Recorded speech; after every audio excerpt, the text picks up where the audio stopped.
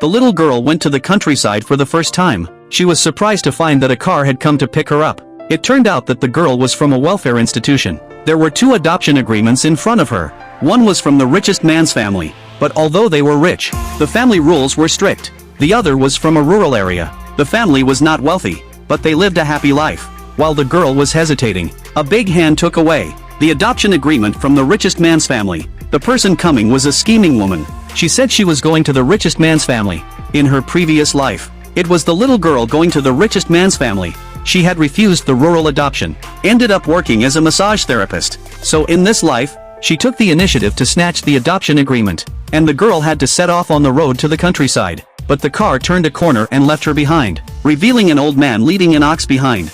And this grandpa was the one who came to meet her. Looking at the grandpa in front of her, the girl remembered what the scheming woman had said. She said that when the little girl arrived in the countryside, when she was forced to work every day, when she was not given food and was beaten, she would know. These words made the little girl can't help but feel scared. Grandpa thought that the ox had scared the little girl, so he kindly pulled the little girl up. He said he was her grandpa. He also said that since he heard that his son had adopted a daughter, he had been looking forward to the little girl's arrival every day. This made the little girl very happy.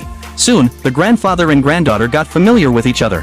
When they got home, Dad had already prepared a rich meal for the little girl. He said he didn't know what the little girl liked to eat, so he just made some casually. Looking at the food that she had never eaten in the welfare institution, she thought that her new family must have spent a lot of money. Grandpa and Dad, in order not to burden the little girl, lied that all these were raised by their own family. No money needed. The innocent little girl believed it, and happily started eating. The next day, when the little girl was working in the field with her grandpa, she saw the scheming woman who suddenly appeared. It turned out that the richest man suddenly fell ill, but there was an important project that needed to be signed with the partner. So he sent the scheming woman and his wife, take a sky-high priced ginseng, to go to the village to find the partner to sign. The scheming woman was asking for directions, happened to, by chance, meet the grandfather and granddaughter. As soon as the scheming woman saw the little girl, she began to sneer and mock.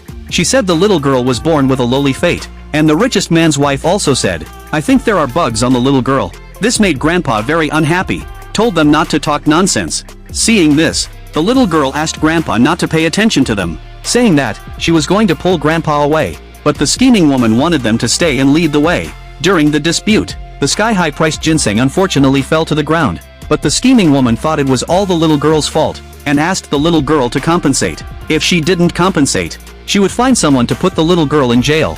Little did she know that the little girl's family planted ginseng. Grandpa mocked the scheming woman. How could such a small ginseng have the nerve to blackmail others? Then the little girl shook her basket, poured all the ginseng out. The scheming